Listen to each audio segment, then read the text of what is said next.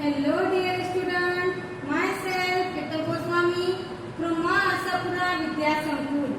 Today we will learn standard 9 subject Hindi and our topic is chapter number 12 रानी, जिसके बारे में मैंने आपको बताया था कि इस चैप्टर की जो कवयित्री हैं उनका नाम है महादेवी शर्मा, जिनका जन्म 1907 में और उनका निधन 1983 में हुआ। अब आपको मैंने बताया था कि किस तरह से महादेवी शर्मा जी ने अलग अलग ऐसी उन्होंने गाथाएं लिखी, जिसके अंदर यह जो चैप्टर है उसमें इन्होंने जो रेखांकित चित्र है उनके बारे में उन्होंने लिखा है।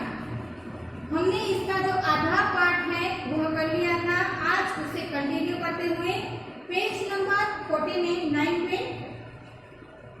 अब तो हम उस छोटे तत्व को बहुत प्रभावित और आंतरिक हुए। हमारी तथा हमारे अन्य साथी जीवों के लिए न मकान में कोई परिवर्तन हुआ, न कोई विशेष नौकर रखा गया। रामा को तो नौकर कहा नहीं जा सकता, क्योंकि वह तो डांटने फटकारने के अतिरिक्त हमारे कान भी खींचता था और हमारी खिड़की तक दरवाजे में परिवर्तित नहीं थी, बल्कि जिसमें हम रोजी और निकी के साथ कूदने के कष्ट से मुक्त हो सकते थे। अब यहाँ पे एक मुहावरा आया, कौन सा मुहावरा आया? तो कान खींचना यानी कि सजा देना। अब इसका एग्जाम्पल अगर आपको कहा जाए कि मुहावरे का अर्थ बताएं और साथ में आप इसका वाक्य में प्रयोग करें, तो कान खींचना यानी कि सजा देना। अब इसका एग्जाम्पल देखें तो जल्दी काम पूरा करो, नहीं तो तुम्हारे कान खींचूंगा। ओके, यह क्या हुआ? वाक्य में हमने इस मुहावरे का अर्थ किया। अब इसके आगे हम देखें, बाबूजी से यह सुनकर भी यह टट्टू हमारी सवारी के लिए आया है। हम जब 4-5 दिन उससे रुष्ट और अप्रसन्न ही घूमते रहे, परंतु अंत में अपने हमारी मित्रता प्राप्त कर ली। रामा से उसका नाम पूछने पर ज्ञात हुआ कि उसे ताज रानी कहकर पुकारा जाता है। ताजमहल का चित्र हमने देखा था और रामा और कलू को माँ की सही कहानियों में रानी के सुख दुख की गाथा सुनते सुनते हम अपने प्रति बड़े सदैव हो गए थे।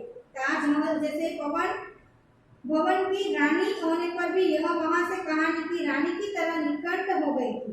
यह कल्पना करते ही हमारी सारी ईर्ष्या और सारा रोष करुणा से पिघल गया और हम उसे अधिक आराम देने का उपाय सोचने लगे। अब यहाँ पे जब उसके पिताजी उसके लिए घोड़ा नहीं बल्कि एक टट्टू लेके उसके सामने रखते हैं, तब बच्चे हैं वो बहुत ही गुस्सा हो जाते हैं। 2-4 दिन तो ऐसा लगा जैसे उन्हें कोई फर्क ही नहीं पड़ता, पर कुछ ही दिनों में वो रामू है उसका नाम पूछते हैं तो उसे पता चलता है कि उसका नाम है वो ताजमहल, जिसका उसका नाम है ताज रानी।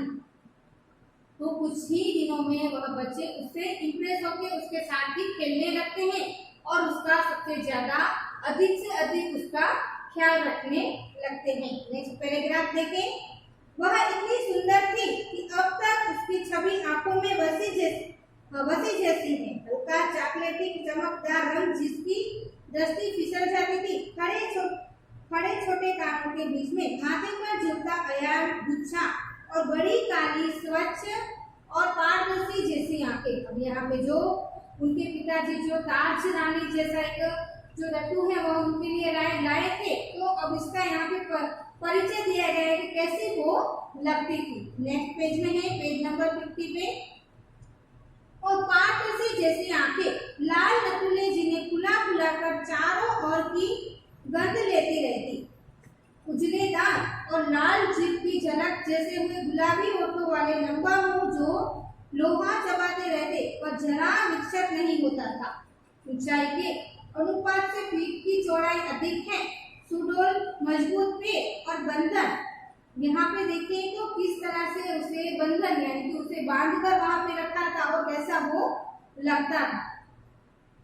अपनी पूंछ से मक्खियां उड़ाते था जो कब्र से मोरछर के समान उठती फिरती रहती है। उस समय यह सब समझने की बुद्धि नहीं थी, परंतु इतने दीर्घ काल के उपरांत भी स्मृति पट पर रेखाएं ऐसी ऊपर जाती हैं जैसे किसी अदृश्य स्थानी के लिए अक्षर अग्नि के ताप से प्रत्यक्ष होने लगते हैं। यहाँ पे जो उनके पिताजी जो छोटा सा गधा उनके लिए लाए थे, उनका यहाँ पे परिचय दिया गया कि किस तरह से वो दिखता था, किस तरह से उनके ऊपर जो मक्खियां बैठती थी उस मक्खियां को वो उड़ाते हुए यहाँ पे उसे मोर की तरह दिखाया गया है।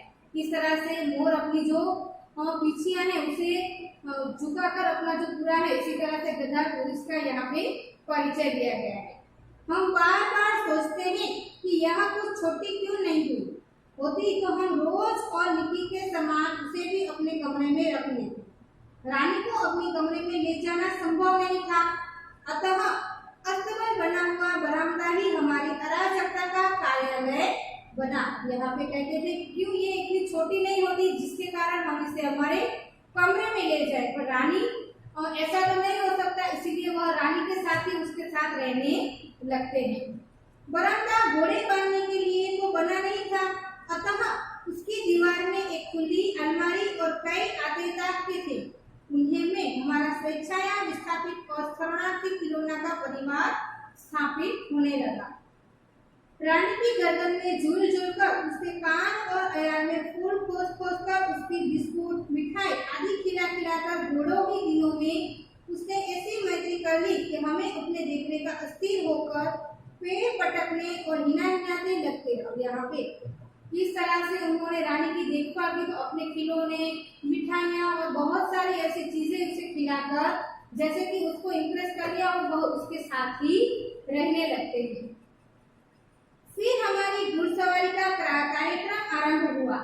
मेरे और बहन के लिए सामान्य छोटी पर सुंदर जीप खरीदी गई और भाई के लिए चमड़े के थैले वाले ऐसे जीप बनवाए गए जिससे संतुलन होने पर भी गिरने का भय नहीं था। बाहर से चबूतरे पर खड़े होकर हम बारी बारी से रानी का आरूढ़ होते छुट्टा सा दौड़ता हुआ हमें घूमता। सवेरे भाई बहन घूमते रहे और स्कूल से लौटने पर तीसरे पहर या संध्या समय मेरे साथ यह कार्यक्रम दोहराया जाता। परंतु ऐसी सवारी से हमारी विद्रोही प्रकृति कैसे संतुष्ट हो सकती है। अस्तबल में रानी की गर्दन में झूलकर तथा स्टूल के सहारे उसकी पीठ पर चढ़कर भी हमें संतोष न होता था। अब यहाँ पे किस तरह से वह एक नया जैसा एक प्रोग्राम बन गया, नया सा कार्यक्रम बन गया कि अब उसके साथ खेल तो बहुत लिया और अब उसके ऊपर सवारी करने की बारी आ गई, तो हर रोज उसके ऊपर सवारी करने लगते। उसके लिए चमड़े के जो बैठने के गधे पे रखने के लिए आते हैं वह भी बनवाए गए, जिसके कारण अगर उनका संतुलन भी बिगड़े तो वह गिर न पाए।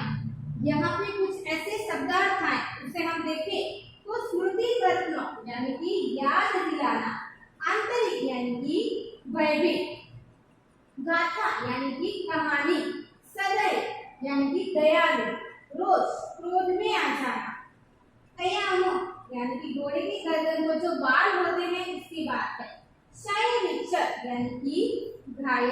इसके अलावा यहाँ पे कुछ मुहावरे भी आए, दृष्टि फिसलना यानी कि किस चीज का बहुत चमकदार होना, बिछोने पर पड़ा रहना यानी कि बीमार होना। यहाँ पे जो पहला मुहावरा है उसका हम एग्जाम्पल देखें, दृष्टि फिसलना यानी कि उसके रेशमी वस्त्रों पर दृष्टि पड़ते ही फिसल जाती थी। उसके बाद में नया बिछोने पर पड़ा रहना यानी कि बीमार होना, दादाजी कई दिनों से बिछोने पर पड़े हुए हैं। यह हुआ वाक्य में प्रयोग, मुहावरे का अर्थ हमने बताया और उसका वाक्य में हमने प्रयोग भी किया। आज हम यहाँ तक ही रखेंगे, नेक्स्ट देखेंगे कि किस तरह से उन्होंने रानी के साथ अपनी जो गाथाएं हैं वो लिखी हैं।